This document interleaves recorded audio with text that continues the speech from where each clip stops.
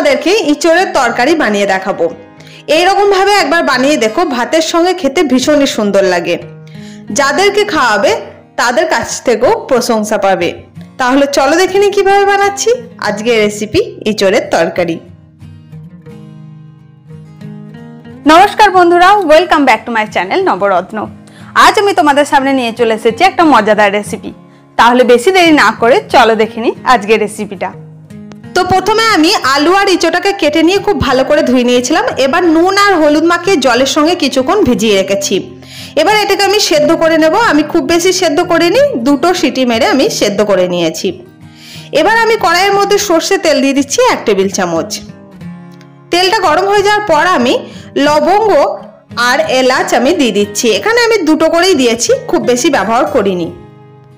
এলাচ আর লবঙ্গের যখনই একটু সেন্ট বেরিয়ে যাবে তারপরে আমি দিয়ে দিচ্ছি আগে থেকে কেটে রাখা পেঁয়াজ।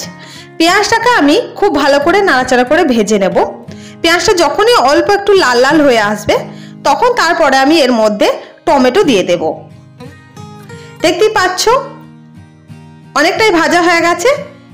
এই পর্যায়ে আমি এর মধ্যে টমেটোটা দিয়ে দিচ্ছি। টমেটোটা যাতে একটু গলে যায় সেই কারণে আমি এর মধ্যে পরিমাণ মতো নুন দিয়ে দিচ্ছি।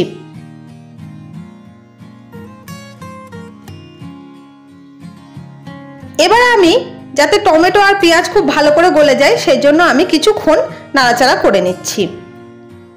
একটু গলে যাওয়ার পর আমি এর মধ্যে দিয়ে দিচ্ছি আদা রসুনের পেস্ট। এবার এর মধ্যে মশলা অ্যাড করে দিচ্ছি।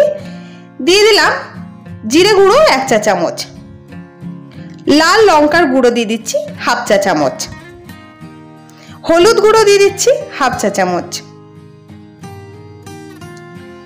এবার এর মধ্যে আমি ঘরোয়া গরম মশলা দিয়ে দিলাম 1 চা চামচ, একটু কাশ্মীরি লঙ্কার গুঁড়ো দিয়ে দিলাম কালারটা সুন্দর আসার জন্য। এবার এর মধ্যে কিচেন কিং মশলা দিয়ে দিচ্ছি 1 চা চামচ, কাসুরি মেথি আমি দিয়ে দিচ্ছি অল্প পরিমাণে। এবার আমি সবগুলো ভালো করে মিক্স করে নিচ্ছি। যতক্ষণ না এই মশলা থেকে তেল বেরিয়ে আসছে ততক্ষণ ভালো করে কষিয়ে নিতে হবে। এই মশলা কষানোটা যদি খুব সুন্দরভাবে হয় তবেই কিন্তু রান্নার মধ্যে টেস্ট ভালো আসে। একটু তেল ছেড়ে আসার পর আমি আগে থেকে সেদ্ধ করে রাখা ইঁচড় আর আলুটা দিয়ে নাড়াচাড়া করে নিচ্ছি। এবার ইঁচড় আর আলুটাও আমি খুব ভালো করে কষিয়ে নিচ্ছি। এই পর্যায়ে আমি জল দিয়ে দিচ্ছি। এটা আমি ঠান্ডা জলই ব্যবহার করেছি, রুম টেম্পারেচারের। এবার আমি একটু নাড়াচাড়া করে ঢাকা দিয়ে দেব।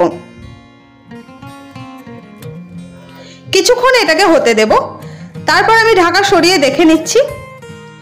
আমাদের রেসিপি কমপ্লিট হয়ে গেছে। তোমাদের এই রেসিপিটা কেমন লাগলো আমাকে অবশ্যই জানিও। আর ভালো লাগলে একটা লাইক করে দিও। আমার চ্যানেলে নতুন বন্ধু হয়ে থাকলে চ্যানেলটাকে সাবস্ক্রাইব করতে একদম ভুলো না।